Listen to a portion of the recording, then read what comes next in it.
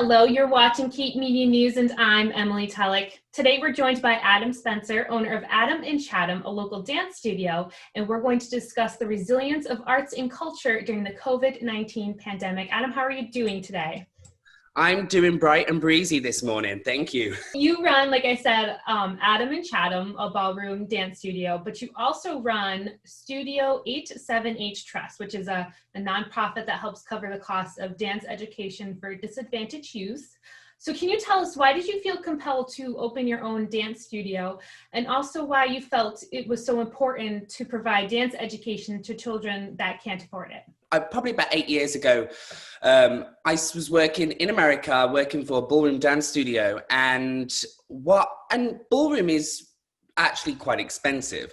And people were coming to the studio that I was working at, and they couldn't afford the lessons. And I saw a lot of people, kids, adults, that didn't have the opportunity to learn to dance because they couldn't afford it.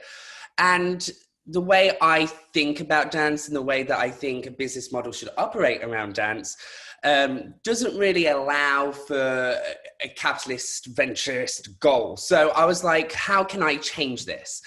So I went down to Chatham. I met this wonderful woman called Naomi Turner, and we started working together about 5 years ago now, and we opened the studio, and I was able to deliver dance education at a reasonable price. And with that, I also took over the Studio 87 Trust and actually wanted to give dance opportunities to the community, and especially the children of Cape Cod. And we've got kids from all over the place that come here because they should have the opportunity to dance, and I want to try and make that possible for them.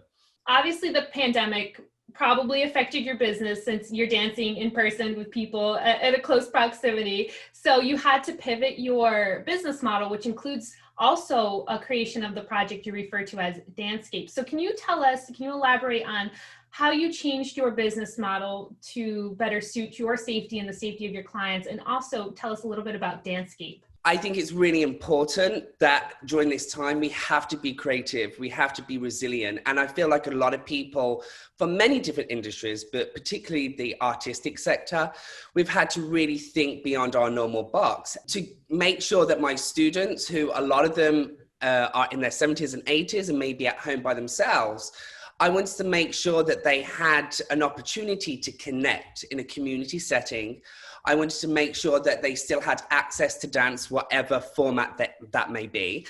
So I started the Dancescape, and basically it's a lecture series. So we get together every Wednesday and Friday at noon, and we basically choose a film for the week, we watch it, and we actually have really amazing guest speakers come on. I do a guided Q&A, and then on Friday, we actually analyze the film in depth and detail.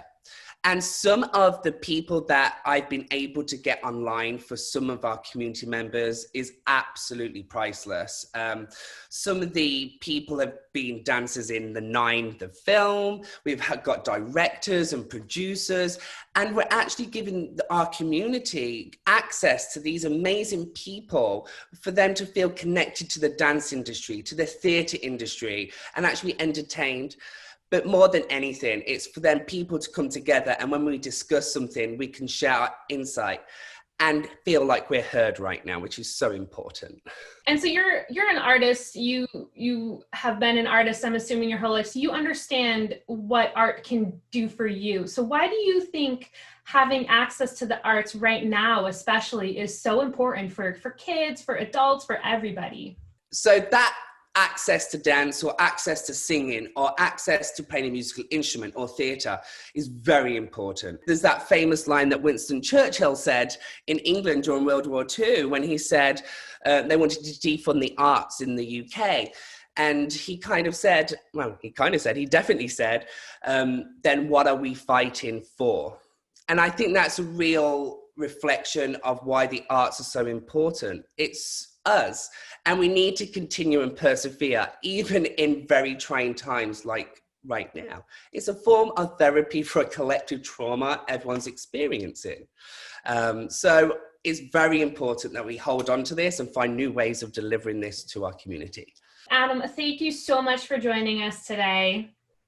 Thank you so much, Emily. It's been an absolute pleasure to share some of my stories with you and the rest of Cape Cod. Thank you. For Cape Media News, I'm Emily Tullock.